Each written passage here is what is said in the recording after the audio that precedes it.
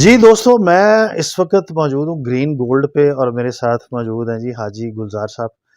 حاجی گلزار صاحب ماشاءاللہ سے اللہ تعالیٰ نے ان کو توفیق دی اور یہ حج کر کے اس سال واپس آئے ہیں۔ حاج صاحب، ایک بڑا ہی کریٹیکل کویسچن ہے کیونکہ معاشرہ اس وقت آگے بڑھتا ہے جب اس کی سوچ آگے بڑھتی ہے، اور سوچ انسان کی اس وقت آگے بڑھتی ہے جب وہ سوال کرتا ہے، اور سوال بالکل آپ سے ریلیونٹ ہے، آپ حج کر کے آئے ہیں۔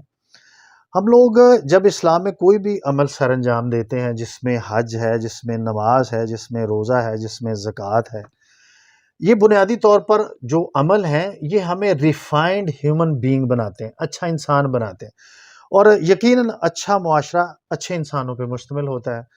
اب اتنے لوگ اتنے زیادہ پیسے خرچ کر کے ہر سال حج کو جاتے ہیں اور حج کرتے ہیں، لیکن دکھ کی بات یہ ہے کہ معاشرہ اس کے باوجود بھی، میں مسلم معاشرے کی بات کر رہا ہوں، معاشرہ اس کے باوجود اخلاقی طور پر ڈکلائننگ کی طرف گامزن ہے، یعنی کہ معاشرے کی وہ شکل جو ہے نا وہ سامنے نہیں آ رہی۔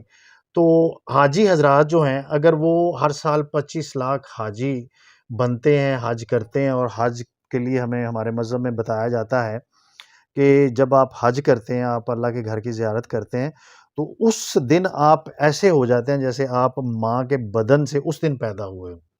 مطلب یہ کہ پچھلے گناہ آپ کے معاف کر دیے جاتے ہیں، اور اس وعدے پہ کر دیے جاتے ہیں کہ آئندہ آپ یہ گناہ نہیں کریں گے۔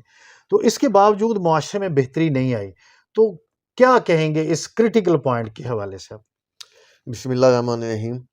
ڈاکٹر صاحب، بات یہ ہے کہ سب سے پہلے آتے ہیں ہم اسلام کے 5 رکن ہیں، جی جی ٹھیک ہے۔ سب سے پہلا ہے کلمہ، جی آپ نے کلمہ پڑھا، جی، آپ کا کوئی پیسہ نہیں لگا۔ ٹھیک ہے، اس کے بعد ہے نماز، جی، نماز پڑھی، کوئی آپ کا خرچہ اس پہ نہیں آیا۔ بالکل ایسے ہی، اس کے بعد ہے روزہ، جی، روزے رکھے، اپنے اللہ کی توفیق سے رکھے، آپ کے پیسے نہیں لگے اس پہ، بالکل صحیح، اپنے وہ آپ کے جسم کی سمجھ زکوٰۃ ہے سارے دن جی کی۔ جی، بالکل ایسے، اس کے بعد اگر پیسے ہیں تو زکوٰۃ دو، زبردست، ٹھیک ہے۔ زکوٰۃ آپ کے مال کو پاک کر دیتی پاک ہے۔ کرتے، اس کے علاوہ پیسے ہیں تو فوراً حج کرو۔ ٹھیک ہے، اللہ تعالیٰ نے قرآن مجید میں فرمایا کہ اگر تمہارے پاس مکے آنے جانے کا ذاتی راہ ہے تو فوراً حج کرو۔ اس کا یہ نہیں ہے کہ میں اپنا کاروبار سیٹل کر لوں، میں بچے کی شادی کر لوں، میں گھر لے لوں، میں بیٹی کی شادی کر لوں، نہیں، صرف اتنے پیسے ہیں کہ مکے کا آنا جانا اس سے ہو جائے تو فوراً حج کرو۔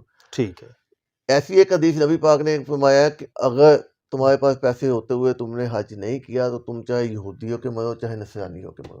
اتنی سخت وعید ہے اس بات پہ، صحیح، ہم لوگ اس کو ایزی لیتے ہیں۔ ٹھیک ہے، نمبر 1 بات۔ نمبر 2، حج نام ہے تقوی کا، پرہیزگاری کا۔ ہم لوگ حج کرتے ہیں، حج وہیں چھوڑ کے واپس آ جاتے ہیں، حج لے کے نہیں آتے، صرف نام حجی لے آتے ہیں، ساتھ میں حج لے کے نہیں آتے، کیونکہ مکے میں یہ بڑی سختی سے حکم ہے کہ کوئی بندہ کسی سے لڑائی نہیں کرے گا، کچھ نہیں کرے گا، غلط نہیں بولے گا۔ یہ ہمارے اسلام کی بنیادی حکم۔ مکہ جو ہے نا ایک ہمارا خاص شہر ہے، یہ ساری چیزیں اس میں شامل ہے۔ ہم وہاں تو ہم لوگ تھوڑا پرہیز کر لیتے ہیں، مگر جیسے ہی ایئرپورٹ پہ اترتے ہیں بیلٹ پہ ہی ہم ایک دوسرے سے لڑنا شروع ہو جاتے ہیں، سامان لیتے وقت نا بیلٹ پہ ایئرپورٹ پہ وہی لڑنا شروع ہو جاتے ہیں۔ ہمیں اپنے آپ میں تحمل بردباری رکھنی چاہیے کہ ہم حج کر کے آئے ہیں تو ہم نے حج ساتھ لے کے آنا، وہاں نہیں چھوڑ کے آنا۔ ہمیں اپنے آپ کو چینج کرنا چاہیے حج کے بعد، کہ پرہیزگاری کرنی چاہیے، کسی سے جھوٹ نہیں بولنا۔ یہ بنیادی رکن ہے جو ہم حج کے بعد بھی ہمیں کرنے چاہیے، ہم لوگ کرتے نہیں ہیں، ہم صرف حاجی بنتے ہیں۔ حاج صاحب، یہ جو بات آپ نے کی ہے نا کہ ہم حج کرتے ہیں، حج ساتھ نہیں لے کے آتے، یہ بڑی خوبصورت بات ہے۔ اس کا مجھے تھوڑا سا یہ سمجھائیں کہ اکثر اوقات جب بندہ حج کر کے آتا ہے یا بار بار حج کرتا ہے تو اس کے جو کاروباری کولیگز ہیں، جو اس کی فیملی ممبرز ہیں، جو رشتہ دار عزیز ہیں، وہ اس سے اکثر یہ شکوہ بھی کرتے نظر آتے ہیں کہ یار تیرے حج کرن دا سانو کی فائدہ۔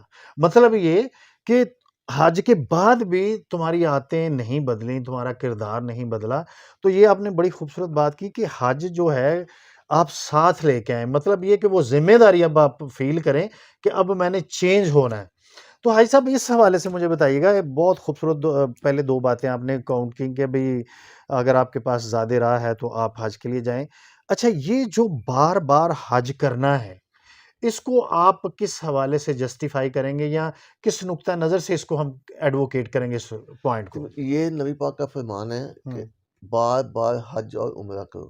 ایک حج عمرے سے اگلے حج عمرے تک آپ کے جتنے گناہ اگلے پہ بخش دیے جاتے ہیں۔ ٹھیک اور ہے وہ بھی اگر بندہ نیتن صاف ہو کے کرے، دکھاوے کا نہیں کرے.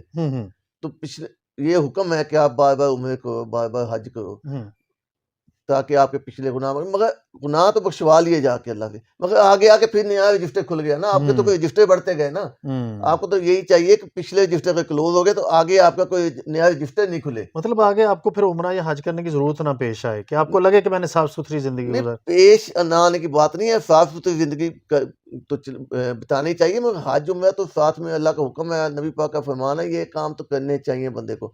مگر باقی جو کام ہے نا، دنیاوی کام جو ہے وہ بندے کو اس میں احتیاط کرنی چاہیے. جھوٹ نہیں بولنا ہے، غلط کم نہیں تولنا ہے، غلط چیز نہیں دینی ہے، یا زیادہ پرافٹ نہیں لینا ہے. ان ساری چیزوں کا تھوڑا سا بندے کو نا خیال کرنا چاہیے. ساری آپ میں تبدیلی آنی چاہیے، پتہ لگے کہ اس نے حج کیا ہے، وہ آپ کے اندر سے نظر آنی چاہیے، نہ کہ حاجی نال لکھنے سے آنی چاہیے. معاملات میں بہتری آنی چاہیے. یہ دوستو حاجی گلزار صاحب نے اس کو بڑا خوبصورت انداز میں سم اپ کیا ہے کہ آپ حج ضرور کریں، لیکن اس کے بعد جو حج کا تقاضا ہے آپ کی ذات سے، حج ساتھ لے کے آئیں، اور اس کے بعد معاشرے میں آپ سے جڑے لوگوں کو آپ میں واضح تبدیلی نظر آنی چاہیے. لوگ آپ پہ ٹرسٹ کریں، لوگ آپ کو باقاعدہ اون کریں، اور لوگ آپ کو سمجھیں کہ اب آپ بے ضرر ہیں، اب آپ سے ہماری جان مال عزت کو کسی قسم کا خطرہ نہیں، کیونکہ اب آپ نے حج کو اون کیا ہے. Is that true? یہ سچ ہے؟ بالکل ٹھیک ہے. بالکل صحیح ہے. بہت شکریہ.